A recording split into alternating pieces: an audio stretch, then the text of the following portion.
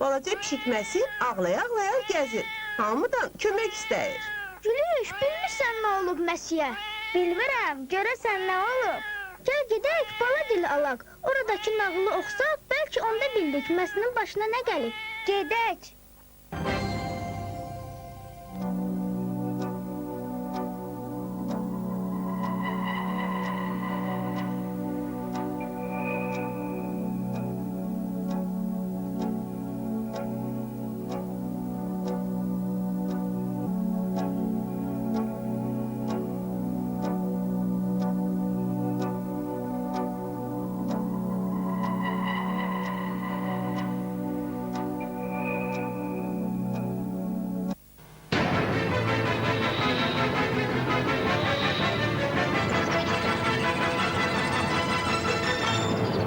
Hər vaxtınız xeyir, Aynəs TV-nin xəbərlər xidməti efirdə işinə başlayır. Xəbərçinin saat 12 buraxılışı efirdədir. Əvvəlcə saatın əsas xəbərlərindən başlıqlar.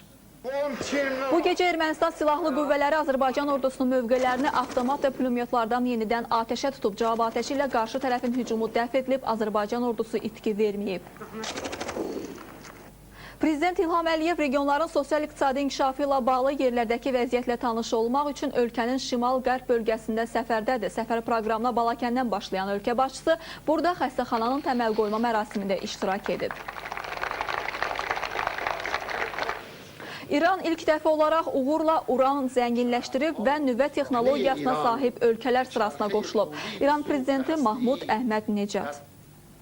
İndi isə təfərrüatı ilə Ermənistan Silahlı Qüvvələri Azərbaycan ordusunun mövqelərini yenidən atəşə tutub. Aprelin 11-də saat 16:20-də Ermənistan Silahlı Qüvvələri Ermənistanın Noyambiryan rayonunun Berdavan kəndinin şimal-şərqində yerləşən mövqələrindən Azərbaycan Silahlı Qüvvələrinin Qazax rayonu ərazisində yerləşən üzbəüz mövqələrini atəş altında saxlayıb. Saat 22:05-dən 22:15-ə qədərsə Ermənistan ordusu Noyambiryan rayonunun Şavarsavan kəndi, Qazax rayonunun işğal olunmuş Bağanis Ayrım və aşağı Əskipara kəndləri sahəsində yerləşən mövqələrindən ordumuzun üzbəüz mövqələrini avtomat və pulemyotlardan atəşə tutub. Cavab atəşi ilə qarşı tərəfin hücumu dəf edilib, Azərbaycan ordusu itki verməyib. Xəbəri Müdafiə Nazirliyinin mətbuat xidməti yayıb.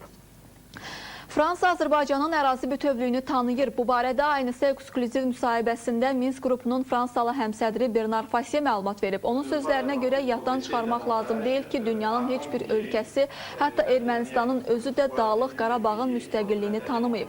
Bernard Fassierin geniş müsahibəsinə bugün nəzər nöqtəsi verilişində baxa bilərsiniz. Qeyd edək ki, Bernard Fassierin regiona səfəri həmsədrlərin Moskva görüşündə müzakirə ediləcək. Bundan sonra Amerikalı həmsədr Steven Mann regiona səfər edəcək. Aprelin sonlarına kimi Rusiyalı həmsədr Yuri Mirsəlyakovun da regiona səfəri mümkündür. Mayın əvvəllərində həmsədrlər Moskvada görüşəcək və burada apreldə keçirilən bütün danışıqlar müzakirə olunacaq. Bernard Fassier bildirib ki, danışıqlar zamanı baza razılaşmasının əsas prinsiplərini yenidən müəyyən etmək lazım gələcək. Mayın əvvəlində həmsədrlərin regiona yenidən səfərləri gözlənilir. Bu, Ermənistan və Azərbaycan rəhbərlərinin vaxtı hələ məlum olmayan yeni görüşünə hazırlığın keçirilməsi üçün aparılacaq.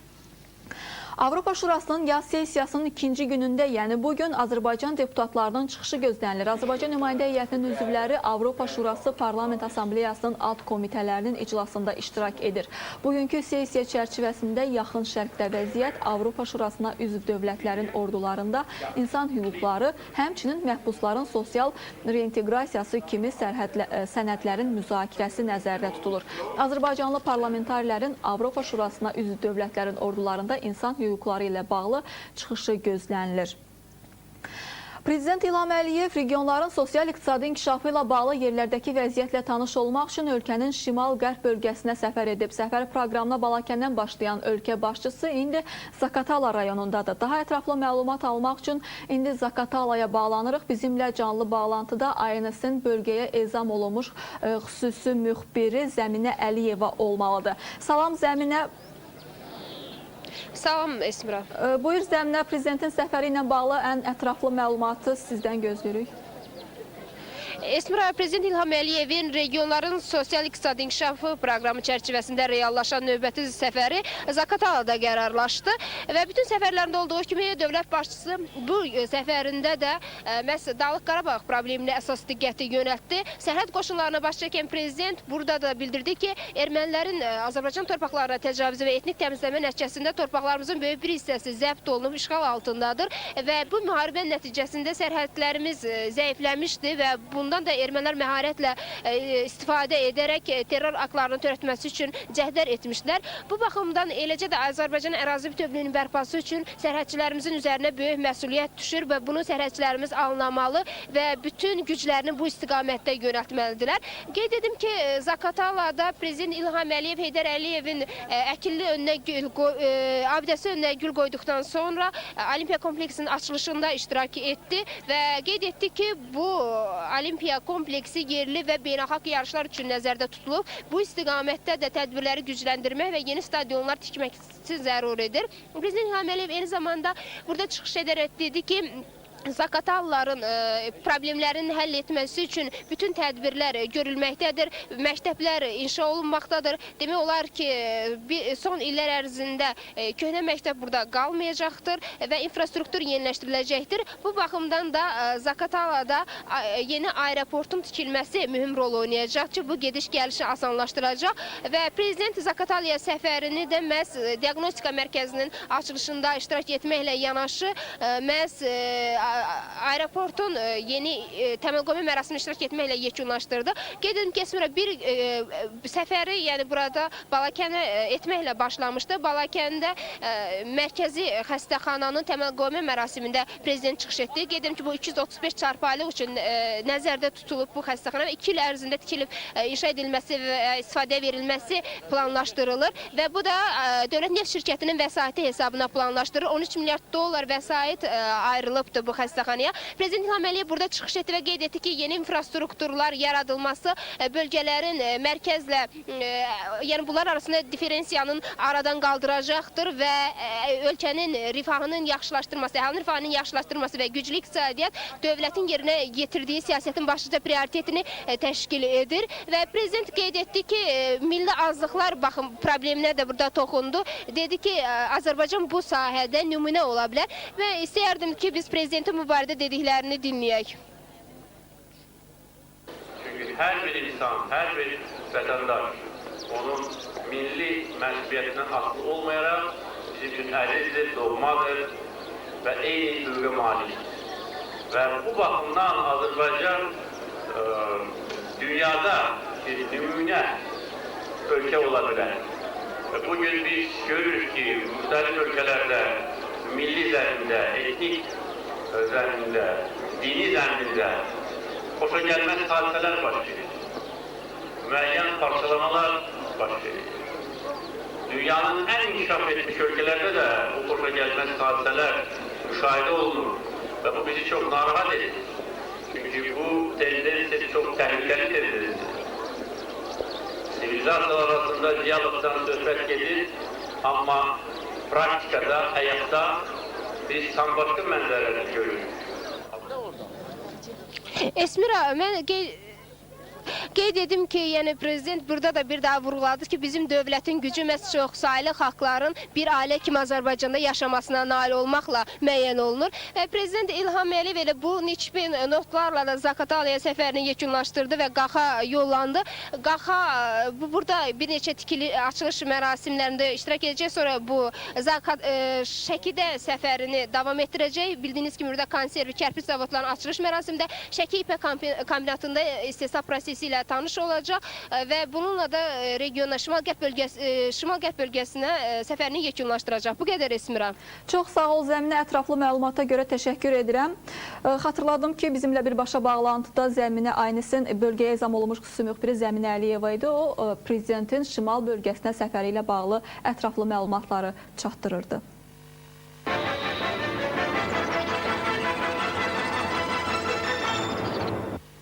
İran ilk dəfə olaraq uğurla uran zənginləşdirib və nüvə texnologiyasına sahib ölkələr sırasına qoşulub. İran prezidenti Mahmud Əhmədinecad Məşəd şəhərində yüksək rütbəli hərbiçilər və dini nümayəndələr qarşısında bu bəyanatla çıxış edib. İran alimləri təhqiqatlar səviyyəsində tam nüvə sikli yaratmağa və yanacaq hasilatı üçün lazımi səviyyədə uran zənginləşdirməyə müvəffəq olublar. İranın nüvə texnologiyasının tam dinc xarakterli olduğunu vurğulayan Mahmud Əhmədinecad bütün dünyada dinclik və sabitlik tərəfində olduqlarını deyib. Nüvə yanacağı siklinin yaradılması bütün İran xalqının tələbidir, statın sonu. Mahmud Əhmədinecad İranın dinc nüvə enerjisinə sahib olmaq hüququna hörmətlə yanaşmaq tələbi ilə qərb ölkələrdə də müraciət edib. İran prezidenti bütün nüvə fəaliyyətinin beynəlxalq qanunlara müvafiq qaydada Atom Enerjisi üzrə Beynəlxalq Agentliyi müşahidələri və nəzarəti altında həyata keçirdiyini qeyd edib.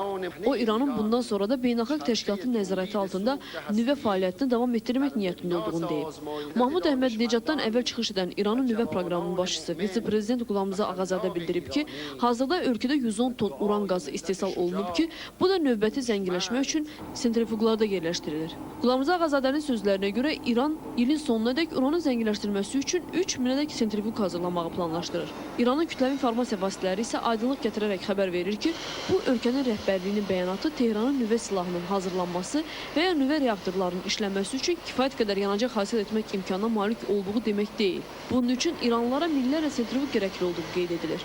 Xatırladaq ki, BMT Təhlükəsizlik Şurasının uranın zənginləşdirilməsi proqramının dayandırılması üçün İran hökumətinə qoyduğu 30 günlük möhlət aprelin 28-də başa çatır. Sevinci Bayramlı, ANS.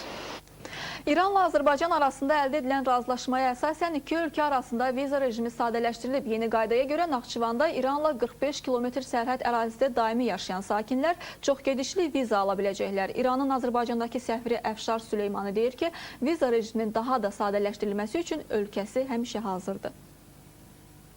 Ondan əlavə gündə biz 200 viza veririk Azərbaycan vətəndaşları. 45 kilometrlikdə yerləşən də gedir gəlir. Bunlardan əlavə Naxçıvanda yaşayanlar İrana gedib gələndə və İranlılar ki, ancaq Naxçıvana gedir, 3 aylıq çox girişli pulsuz viza verir. Təyyarə ilə indi gedənlər aeroportda viza alırlar. Yəni biz veririk, amma hələ Azərbaycanda, Bakıda İran vətəndaşlarını aeroportda viza vermirlər. Biz tərəfdən viza rejiminin daha da sadələşdirməsinə, həm vizanın demək olar ödəniş haqqını azaltmaq, həm vizanı qaldırmaq heç bir problem yoxdur.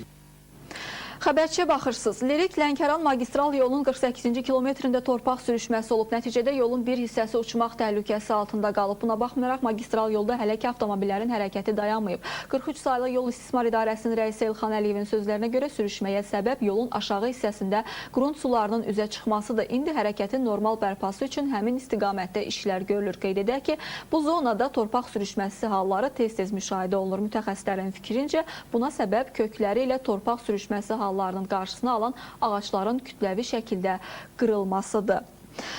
Rusiyada bugün kosmonavtika günü qeyd edilir. Kosmosa ilk insan göndərilməsindən 45 il keçir. 1961-ci il aprelin 12-sində Sovet kosmonavtı Yuri Gagarin Baykonur kosmodromundan Vostok kosmik gəmisində kosmosa yola düşüb. Uçuş cəmi 108 dəqiqə çəkib. Yuri Gagarin bununla kosmik məkanın praktik tədqiqi erasının başlanğıcını qoyub. Və sonda futbol üzrə Azərbaycan yığma komandası Avropa çempionatının seçmə mərhələsinə hazırlıq çərçivəsində bugün növbəti oyununu keçirəcək. Yığmamızın rəqibi Türkiyə millisidir.